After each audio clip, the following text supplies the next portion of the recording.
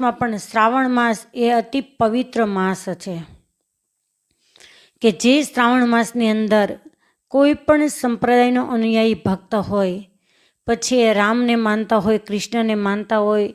ભગવાન સ્વામિનારાયણને માનતા હોય કે દેવીને માનતા હોય કે શિવને માનતા હોય, કોઈ પણને માનનારો જે વર્ગ છે એ ચાતુર્માસ અને શ્રાવણ માસને વિશે વિશેષ કરી અને ભજન ભક્તિમય જીવન જીવતા હોય છે.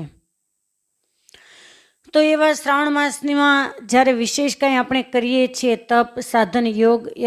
યજ્ઞાદિક બધું,